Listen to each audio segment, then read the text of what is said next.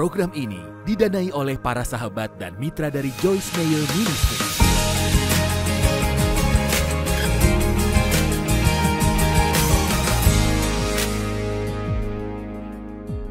Saudara adalah rumah Allah. Saya adalah rumah Allah. Allah tinggal di sini. Dan ia tinggal dalam saudara melalui Roh Kudus. Dan dua julukan utama Roh Kudus adalah Sang Penghibur dan Sang Penolong. Jadi, jika Roh Allah ada dalam kita, bagaimana kita tidak ingin membantu? Maksudku, jika saudara tak mau tolong siapapun, ada yang salah. Saudara perlu kembali dan memeriksa keselamatanmu. Karena jika Kristus dalam kita, sifatnya dalam kita berduka waktu kita bersalah terhadap orang. Kita akan merasa perlu kembali dan minta maaf. Kita memperlakukan orang dengan baik karena kita tahu Allah tak suka ketika kita salah pada sesama. Kebenarannya, beberapa tahun yang lalu saya memahami ini dan punya ketakutan jika bersalah pada orang lain. Ini adalah sesuatu yang Allah tak suka. Amin. Saudara diam di sana. Nah, Paulus juga punya Timotius bersamanya yang usianya lebih muda dalam Tuhan. Dan ia sedang mengajarinya dalam pelayanan. Jadi saya katakan pada saudara, jika saudara orang Kristen yang matang, saudara perlu awasi umat Kristen lebih muda yang perlu pengaruh lebih dewasa dalam hidup mereka. Dan bukan hanya saudara tolong mereka, saudara juga akan menolong diri sendiri.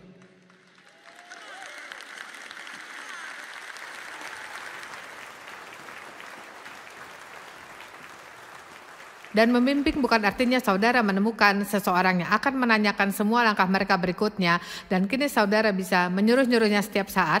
Maksudnya adalah mengajari mereka bukan dengan perkataan, tapi juga teladan. Bagaimana jalannya hidup.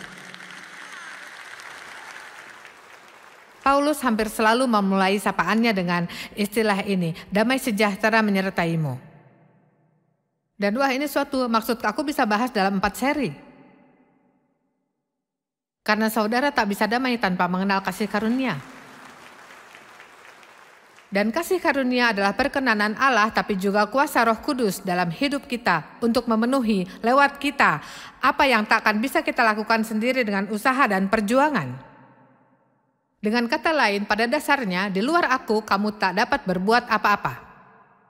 Jadi jika kita belajar bicara pada Allah tentang segalanya dan melibatkannya dalam segala hal dan untuk menguatkan kita dalam segalanya, seperti yang kukatakan sebelumnya, berdoalah setiap hari. Tuhan bantu aku pasang lensa kontak. Kupikir suatu pagi, oh bodoh sekali, aku tak perlu berdoa soal lensa kontakku. Dan aku tak mau memasangnya di mataku. Kupikir, oke Tuhan, aku terus berdoa. Tuhan tolong aku memasangnya. Tolong aku rapikan rambut. Minta Allah menolong dalam segala hal. Itu seharusnya tidak perlu negosiasi. Kau butuh bantuan di dalam segala hal. Di luar aku, kau tak bisa berbuat apapun. Jadi Paulus berkata, kasih karunia menyertaimu. Jika saudara hidup dengan kasih karunia, maka saudara akan mendapat damai dalam hidup. Kisah Rasul 17 ayat 28. Sebab di dalam dia kita hidup, bergerak, dan kita ada. Wow. Di dalamnya. Ini lebih dari sekedar pergi ke gereja. Di dalamnya ada hidup kita. Di luar dia, kita tidak bisa apa-apa. Ayat 3-11 akan menjadi kelompok ayat lainnya yang kita bisa perhatikan dan pelajari. Dan saya akan membacakannya lalu memberi pengajaran. Aku mengucap syukur setiap kali aku mengingat saudara. Dan setiap kali aku berdoa, aku selalu berdoa dengan sukacita karena persekutuanmu dalam berita Injil mulai dari hari pertama sampai sekarang. Nah, perhatikan, ada pelajaran di sini. Dan saya yakin ia yang memulai pekerjaan yang baik di antara kamu akan meneruskannya sampai pada hari Kristus Yesus. Saudara tahu kita suka pilih ayat yang kita suka dan memakainya. Jika saudara perhatikan, katanya, "Aku mengucap syukur kepada Allahku karena persekutuanmu." Dalam Injil, Paulus membagikan hikmat rohani dengan mereka dan mereka mendukung Paulus dalam pelayanannya, maka firman dapat disampaikan ke orang lain. Dan katanya, dan artinya karena apa yang ia katakan, aku yakin ia yang memulai pekerjaan yang baik di antara kamu akan meneruskannya sampai pada akhirnya. Dan saya percaya bahwa jika kita rakus dan kita lakukan hanya ambil, kita akan tiba pada titik kita tak akan bisa tumbuh lagi secara rohani.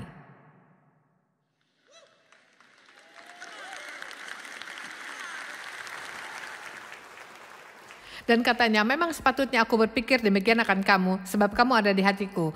Karena kamu semua turut mendapat bagian dalam kasih karunia, baik waktu aku di penjara maupun waktu aku membela dan meneguhkan berita Injil. Sebab Allah adalah saksiku betapa aku merindukan kalian. Jika saudara mendengar kata-kata Paulus, ia mengasihi mereka.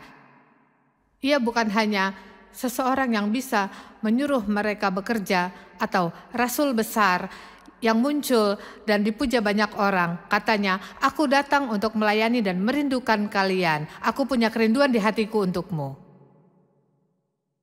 Saudara memerlukan orang yang memperhatikan. Mereka yang mengasihimu, yang mendoakanmu, yang ingin melihatmu menjadi pribadi yang Allah inginkan. Amin.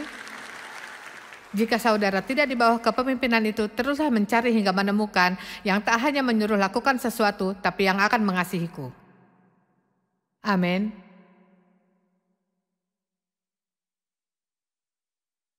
Dan ini doaku, semoga kasihmu makin melimpah. Kita akan bicarakan ini. Sehingga kamu dapat memilih apa yang baik, kita akan membahas ini.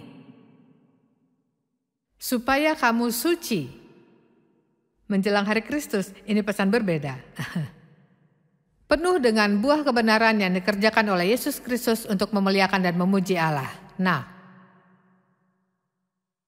Paulus sangat bersyukur untuk kerjasama orang-orang dalam membantunya menyebarkan Injil. Kita minta orang bermitra dengan kita. Mereka bicara tentang kemitraan sebelumnya. Ia bersyukur kepada Tuhan setiap ia berdoa sama seperti kita mendoakan mitra kita dalam pelayanan. Dan ini menakjubkan diriku ketika ia berkata, mereka bermitra dengannya sejak pertama kali mendengar Injil. Dan mereka melakukannya sampai sekarang, yaitu saat Paulus menulis ini. Jadi Paulus tidak perlu mencoba menyuruh mereka memberi, mereka begitu bersemangat akan yang mereka dengar. Ayo, mungkin kita sedikit terlalu terbiasa akan Yesus. Mungkin kita perlu disegarkan dengan apa yang sungguh kita miliki. Ya Tuhan, dosamu sudah sepenuhnya diampuni dan dicuci bersih. Engkau dibenarkan, dibuat seolah tak pernah berdosa. Namamu ditulis dalam sebuah kitab kehidupan. Yesus di surga sedang persiapkan tempat bagimu. Dimanapun ia berada, saudara juga akan berada.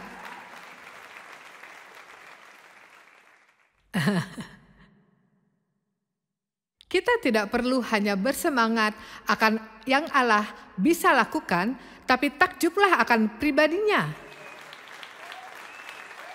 Oh Tuhan, kau tak akan ke neraka.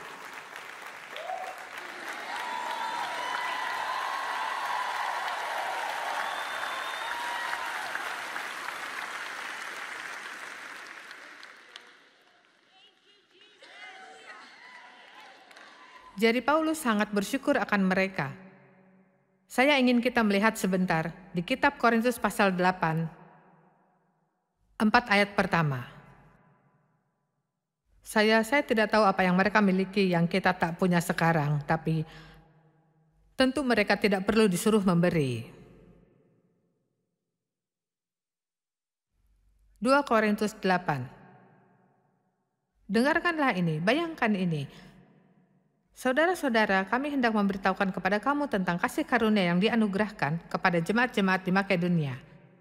Selagi dicobai dengan berat dalam berbagai penderitaan, sukacita mereka meluap, dan meskipun mereka sangat miskin, namun mereka kaya dalam kemurahan. Aku bersaksi bahwa mereka telah memberikan menurut kemampuan mereka, bahkan melampaui kemampuan mereka. Dengan kerelaan sendiri, mereka meminta supaya mereka juga beroleh kasih karunia, bagian dalam pelayanan kepada orang-orang kudus. Ayolah, biarkan Anda memberi. Saya belum pernah kedatangan seseorang yang berkata, "Oh, tolong, bolehkah aku memberi?"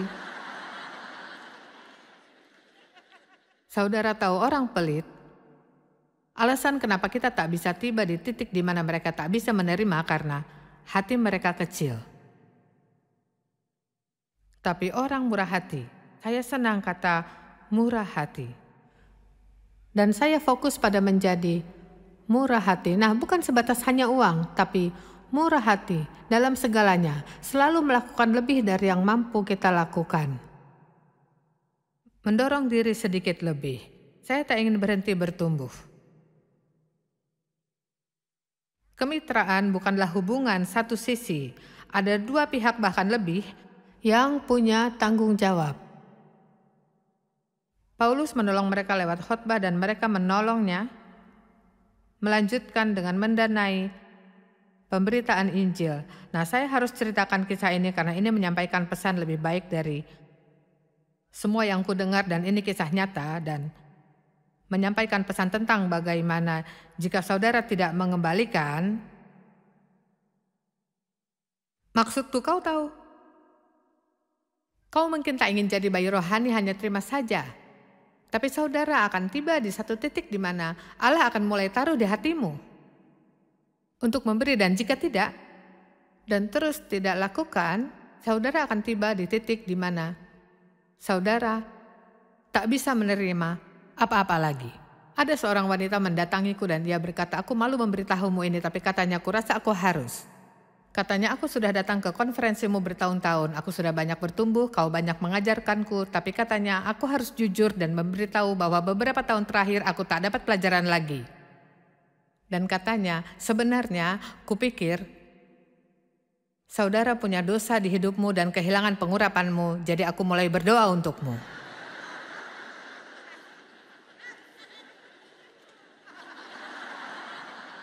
Ayolah, ini terjadi setiap saat ya. Aku tidak dapat apapun lagi ketika ke sini. Kupikir akan kucoba gereja baru supaya bisa dapat sesuatu. Dan katanya bahwa saat ia sedang mendoakanku satu hari agar aku sadar dan bertobat, jadi aku dapat urapanku lagi, jadi dia bisa nikmati acaraku. Katanya Allah baru bicara dengannya dan katanya, "Tak ada yang salah dengan Joyce. Alasan kau tak mendapat apapun karena kau penuh. Tak ada ruang lagi untuk menambah apapun. Dan sampai kau keluarkan sesuatu, kau tak akan mendapat apapun lagi. Ayo. Ayo."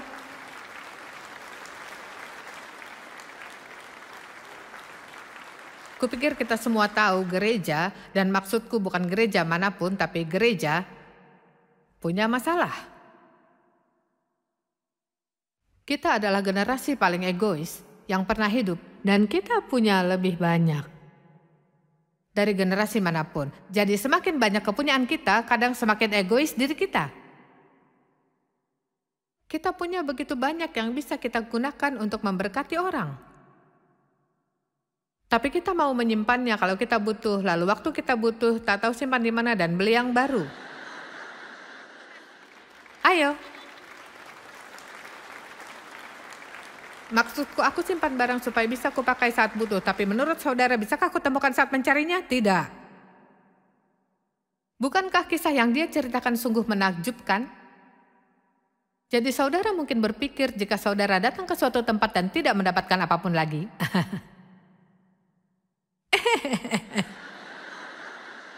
Ya, oke, aku senang tawa seperti ini. Kau tak akan dapat apapun lagi. Mungkin kau perlu tanya Allah, ya?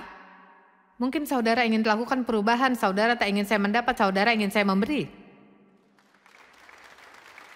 Ayo, kapan terakhir kali saudara mengirimkan pendeta saudara pesan? Memberitahunya saudara menghargai kerja kerasnya. Kapan terakhir saudara memberinya kupon makanan untuk membawa keluarganya makan? Kapan terakhir kali saudara memberi ibu tunggal di gerejamu kupon makanan dan memberitahunya untuk membawa anak-anaknya makan? Jangan beritahu saya, saudara ingin Allah menunjukkan apa pelayananmu.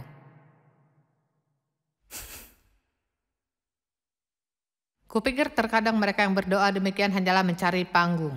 Ada kesempatan melayani dimanapun saudara melihat. Yang perlu saudara lakukan adalah berbuat. Dan dengar, alasan mengapa ku jelaskan ini adalah karena saudara akan lebih bersuka cita, sejujurnya, lebih berbahagia memberi daripada menerima. Karena tiada yang lebih baik dari sukacita. Ayo, Paulus bicara tentang sukacita 19 kali dalam surat ini. Ia ingin jemaatnya bersukacita.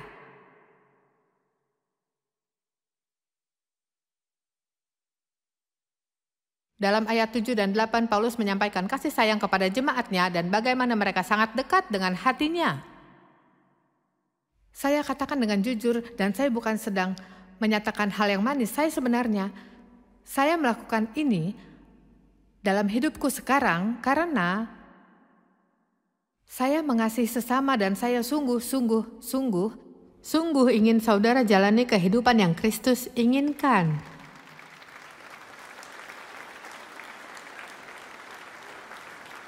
Seorang pendosa menderita memang buruk, tapi orang suci menderita adalah kekacauan menyedihkan. Amin. Saya ingin kita hidup memuliakan Allah. Gereja dapat bersinar sangat terang dan menarik banyak orang terhilang. Dalam hubungan dengan Kristus, jika kita mau bawa diri sendiri keluar dari pikiran cukup lama untuk melihat sekeliling dan menyadari kemanapun saudara pergi, ada orang yang menderita.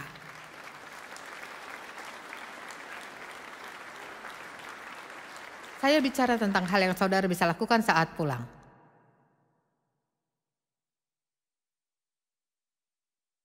Lalu kata Paulus, inilah doaku, semoga kasihmu makin melimpah.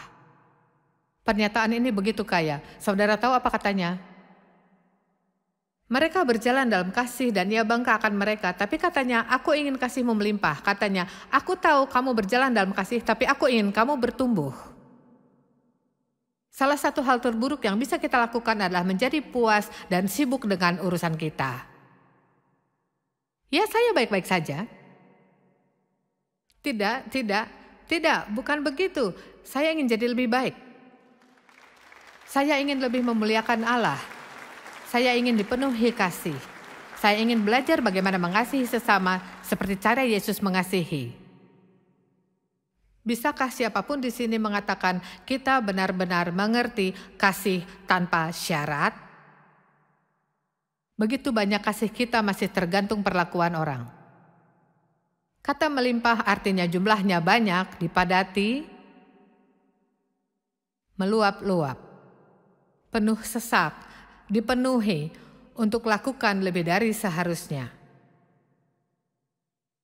Ia ingin mereka punya pengetahuan dan kebijakan lebih. Oh, saya bisa mengkhotbahkan itu 1 jam. Kita perlu kebijakan. Paulus tidak berdoa bagi mereka untuk dipenuhi keinginannya. Ia bahkan tidak mendoakan masalah mereka pergi. Ia mendoakan yang mereka sungguh butuhkan. Dan tahukah saudara, seringkali kita bahkan tak tahu apa yang kita butuhkan. Kita terus mengejar keinginan kita.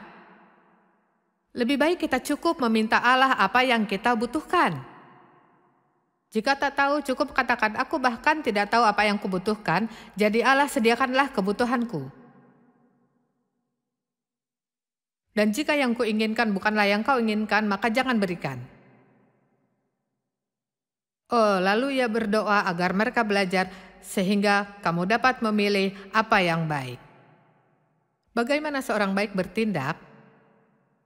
Ya, mereka selalu lakukan apa yang mereka katakan. Mereka tepat waktu di janji temu, masuk kantor tepat waktu. Tidak tinggalkan sampah untuk dibersihkan orang. Tidak parkir di tempat parkir difabel jika mereka bukan difabel dan terutama tidak di gereja. Mengganti tisu toilet waktu sisa di gulungan habis.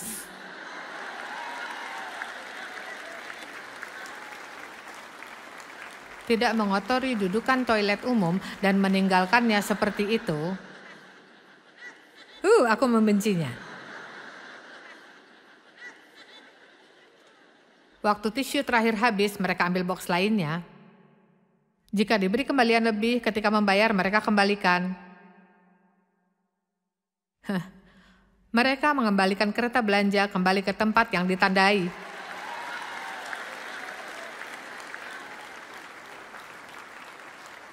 Oke, saya buat pernyataan. Mungkin saudara tidak datang untuk apapun selain ini, tapi apa yang kita lakukan saat tak ada yang lihat adalah diri kita.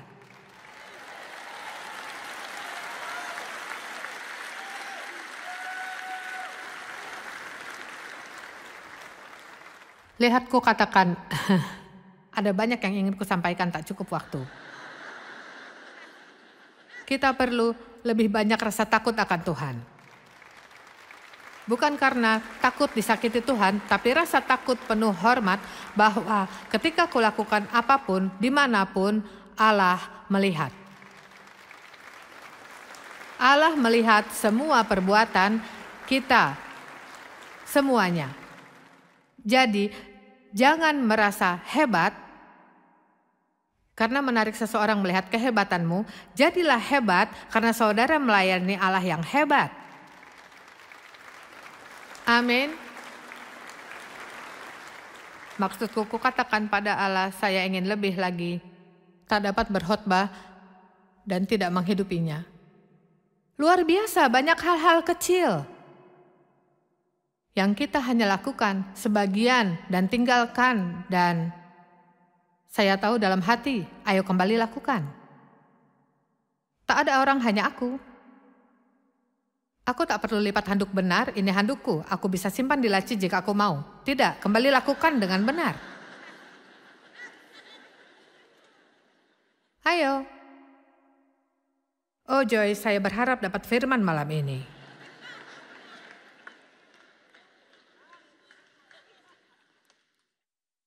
Lalu di Filipi 1 ayat 12-20, Paulus menyatakan mengenai pentingnya menguasai Injil.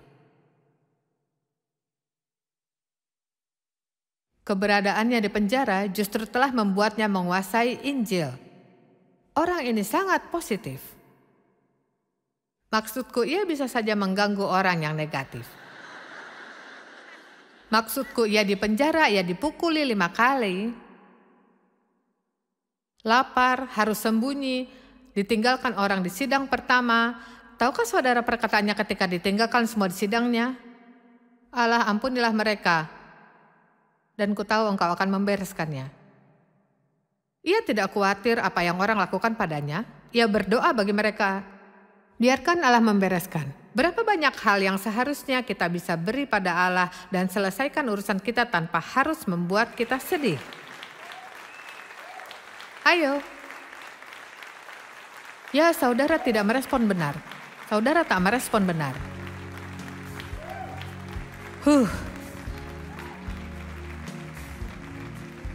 Paulus bersukacita saat di penjara. Ia bersukacita saat bersembunyi.